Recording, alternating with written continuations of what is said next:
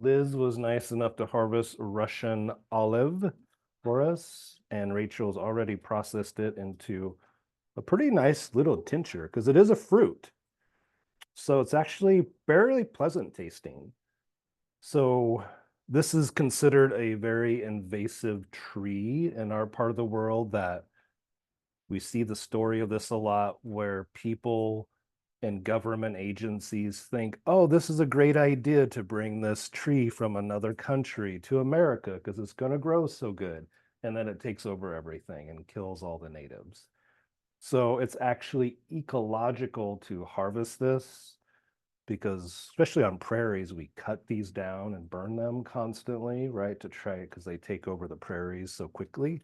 So this is a great example of an invasive tree that we can ecologically, ethically harvest and make the world a better place. So, what's it good for though? So my research again is that in Europe and Eastern Europe, this is used a lot similar to willow bark. So meaning it's going to be used for joint and also different, well, similar to willow, also used for fibromyalgia and muscle pain. Um, Russian olive. Mhm. The Latin name is Gallus or something. We're just going to call it Russian olive. If you Google that, it will show up. What is the Latin? This is the fresh fruit.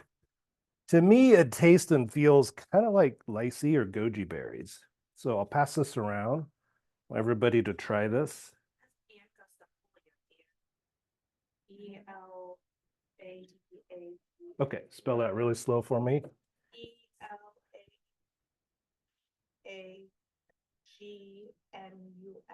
Do that one more time.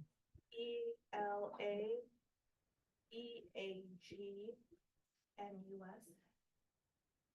And then it's angustifolia.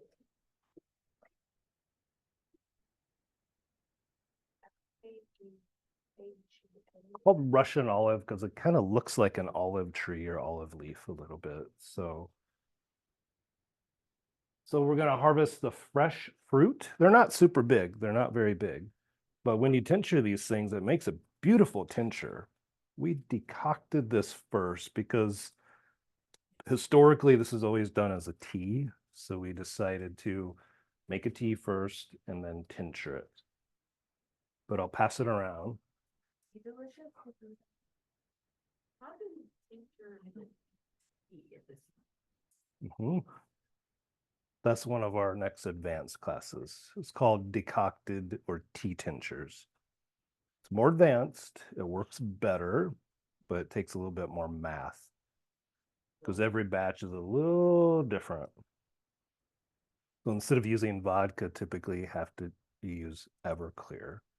And you have to know how much water you got, and then you're kind of playing with math a little bit more. So I personally feel this is like an adrenal tonic and an anti-aging tonic. So it's pretty exciting. Like we said, when you take most anti-aging herbs, you feel them go right to your core, right? Um, and this one you just feel go right down your center line, to me personally. So I'll pass this around so everybody can try this. Then Rachel can show the very pinkish. Smells good. It actually tastes like candy though. I think this would make a delicious like anti-aging syrup. It's also used traditionally as a febrifuge for fevers like willow bark, right?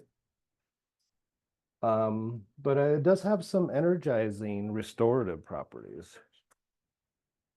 Okay. Did you say it was good for muscle? Good for muscle and joint pain both. That's not common that herbs do both in one. So it's kind of an exciting, I think it's an exciting herb to experiment with.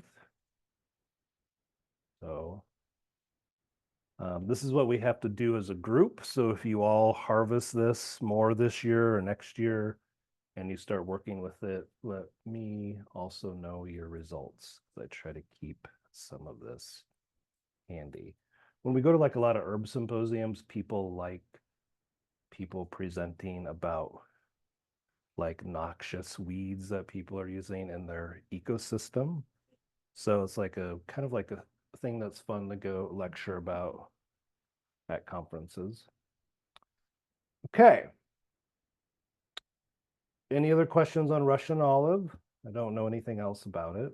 It seems very gentle though. Okay. All right.